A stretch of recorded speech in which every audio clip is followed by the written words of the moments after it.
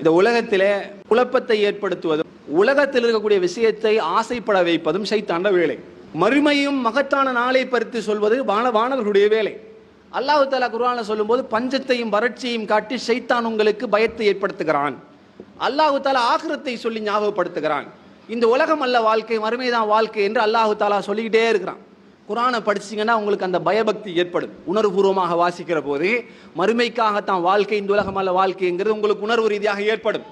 சைத்தான் தான் இந்த உலகத்திற்கு அவசரமா பார்த்துக்க, அவசரமா படிச்சுக்க, அவசரமா எடுத்துக்க, இப்ப விட்டா பிறகு உனக்கு கிடைக்காது, எடுத்துக்க என்று சொல்லிட்டே இருப்பான். விட்டா அப்படி உனக்கு கஷ்டம் வந்துடும் என்று சொல்லுவான். இந்த மாதிரி ஒரு எண்ணத்துல நம்மளை வார்த்தெடுக்கப்பட்டு கொண்டிருப்பதனால நமக்கு இந்த களியாட்டங்கள், கூத்து, கும்மாளங்கள் அதிக ஆசையாக இருக்கிறது. அரபு நாடுகளை பாருங்க, இந்த பலஸ்தீன் மக்களுக்காக குரல் கொடுத்து அதற்காக வேண்டி பாடுபடுகிற ஒரு கூட்டமாக இருக்கிறது. அல்லது எதுவுமே அது பத்தி கருத்து சொல்லாத, எதுவுமே அது பத்தி பேசாம நமக்கு என்னப்பா பிரச்சனை, அவனுக்கும் இஸ்ரேலுக்கும் நமக்கு எந்த பிரச்சனையும் இல்லை, அடிச்சா அடிச்சுட்டு போகட்டும் என்கிற மாதிரி அமைதி காத்துட்டு இருக்கிறான் ஒரு கூட்டம். காரணம் என்ன? சைத்தான் உலகத்தில் இருக்கக்கூடிய வாழ்க்கையை விரும்ப செய்து இருக்கிறான்.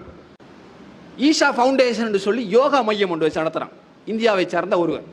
அவன் மதத்தை போதனை செய்வதற்கும் அந்த யோகா கொள்கையை பிரகடனப்படுத்துவதற்காகவும் துபாயில் அண்மையில் ஒரு பெரிய ப்ரோக்ராம், கிட்டத்தட்ட 15,000 சொச்சம் பேர் ஒன்று கூடி அந்த பயிற்சிகளை மேற்கொண்டார். அரபி பெண்களும் அரபுகளும் கலந்து கொண்டார்கள். எப்படிப்பட்ட மார்க்கத்தில் இருக்காங்க? ரசூலுல்லாஹ் பிறந்து வளர்ந்து ஷிர்க்குக்கு எதிராக பேசிய மண்ணு சகோதரர்களே, எப்படிப்பட்ட நிலை? ரசூலுல்லாஹ் தான் சொன்னார்கள், நீங்கள் ஒரு காலத்திலே வெள்ளத்தில் அடிபட்டு போகிற சருகுகள் போன்றிருப்பீர்கள். ஒரு காலம் வரும், யூத கிறிஸ்தவர்களை நீங்கள் ஜானுக்கு ஜாம் முளத்துக்கு முளம் பின்பற்றுவீர்கள். அந்த நாள் வந்தால் நீங்க நினைச்சுக்கீங்க கியாமத்து நாள் நெருங்கி விட்டீர்கள், அந்த நாள்ல தான் இருக்கிறீங்க நினைச்சுக்கீங்க. நாங்க ரசூலுல்லாஹ் அந்த மாதிரி நாளோ என்ன முதலியல இன்றைக்கு நிறைய சொகுசையும் அதுதான் விரும்புறோம் இல்லையா? புது வருஷம் வருது, 2-3 நாள் வரப்போகிறது. இந்த வருஷம் வந்த உடனே சில பேர் வெளியூர்ல இருந்தே கொழும்புக்கு வந்தனால சொகுசாக 12 மணிக்கு வெளியிலாம் போட்டு சந்தோஷமா இருக்கலாம். என்ன வாழ்க்கை எனக்கு என்ன புரியல. மறுமைக்காக ரசூலுல்லாஹ் வழிபோக்கனை போல் வாழ் என்ற சமூகம் என்ன வழிபோக்கனை போல் அவர் சொல்றதுக்கு? நாம அவர் சொல்றதெல்லாம் கேட்கறியா? நாம நம்ம இஷ்டப்படி தான் இருப்போம். வெடிலாம் இப்போதே வாங்கி வச்சிருக்கிறானே. கிறிஸ்துமஸுக்கு அவன் கொண்டாடுறோம் இல்லையோ, நம்மளும் கொண்டாட தயாரா இருக்கிறான். பேக் கேக்கு வெட்டுறான், நத்தால் தப்பா உடுப்பை போடுறான், வேர்ல்ட் பீஸ்ல போய் மகிழ்ச்சியாக இருக்கிறான். ஒரு புல்லாங்குழலின் சத்தம் கேட்டது. அல்லாஹ்வுடைய தூதரவர்கள் தன்னுடைய ஒட்டகத்தை மறுபுறத்தில் திருப்பி கொண்டு போய் காதுகள் இருந்த கையை எடுத்து நபித்தோழர்கிட்ட கேட்டார்கள்.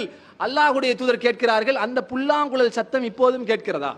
இல்லை யா ரசூலுல்லாஹ். அப்படின்னா நான் எடுக்கிறேன். ஒரு சின்ன மியூசிக் சத்தம், ஒரு புல்லாங்குழல் சத்தம் ரசூலுல்லாஹ் அவாய்ட் பண்ணாங்க. இப்போ தேடி தேடி போறோம், அங்க போம், நல்ல சொகுசா இருக்கு, நல்ல பாட்டு போடுறான், நல்ல நிகழ்ச்சி செய்யறான். என்ன கேள்வியெல்லாம் வருதுடா? நத்தா இந்த கிறிஸ்தவ வைபவங்கள் நடத்துகிற இடங்கள்ல நிகழ்ச்சிகள் நடத்துறாங்க. நான் என் வைஃபை கூட்டி போகலாமா? மார்க்கத்துல தடையா? என்ன பக்குவம், என்ன வாழ்க்கை யோசிச்சு பாருங்க. இதுல வேற புது வருஷ கொண்டாட்டம். 1000 முறை சொல்லி 1000 கிளிப் பேசி 1000 ஜும்மா பேசினாலும் ஒரு சில கூட்டம் மட்டும்தான் திருந்த தயாராக இருக்கிறார்கள் ஒழிய அது எந்த ஜமாத்தோ எந்த கொள்கையோ சில பேர் தான் மார்க்கப்பற்று. மற்றது நீ சொல்றத சொல்லு, நீ செய்யறத செய், ரசூலுல்லாஹ் சொன்னதை சொல்லிட்டு போட்டோம். அது ஒரு வேற கூட்டம், அது சொர்க்கம் போற கூட்டம், அவங்க அதை பின்பற்றிக்கிட்டு இருக்கட்டும். நமக்கு தான் ரசூலுல்லாஹ் சொல்லிட்டாங்களே, அல்லாஹ் அதிகமான மக்களை நரகத்துக்குண்டே படைத்திருக்கிறோம். நம்ம அந்த கேட்டகரி. எல்லாரும் சொர்க்கத்துக்கு போனா நரகத்துக்கு போறதுக்கு ஆள் இல்லையாண்டு அறப்படிக்கிறான். இதெல்லாம் விளையாட்டு. இதெல்லாம் எப்படி பார்க்கறான்டா? இந்த உலகம், இந்த வாழ்க்கைங்கிற ஒரு விளையாட்டு. பெரிய கிரவுண்ட்ல ஒன்று கூட்டி எல்லாம் விசாரிக்க போறான். நீங்க கொண்டாடினீங்களா? நீங்க புது வருஷம் கொண்டாடினீங்களா? கேட்பான், 2 அடி அடிப்பான், அப்புறம் நம்மள என்ன செய்வான்? விட்டுட்டு போயிடுவான் போல என்று நினைக்கிறீர்கள். அல்லாஹ்வுடைய தூதர் சொல்றாங்க, அல்லாஹ்வுடைய பிடி கடுமையானது.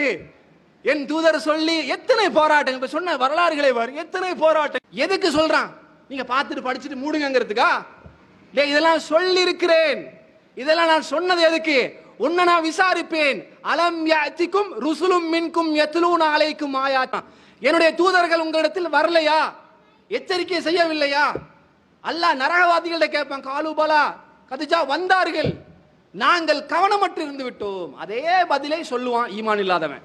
இந்த அனைத்து வைபவங்களை கொண்டாடி சந்தோஷமா இருந்து இந்த உலகத்தை கழித்து மரணம் அதிலே வந்தால் திருந்துவதற்கு முன்னாடி அல்லாஹ் தஆலாவுடைய பிடி கடுமையானது. சகோதரர்களே, அஞ்சிக் கொள்ளுங்கள், மறுமைக்காக வாழ்வோம். இந்த உலகம் நல்ல நிலையானது, குறிப்பிட்ட கால வாழ்வு வசதி தான் இது.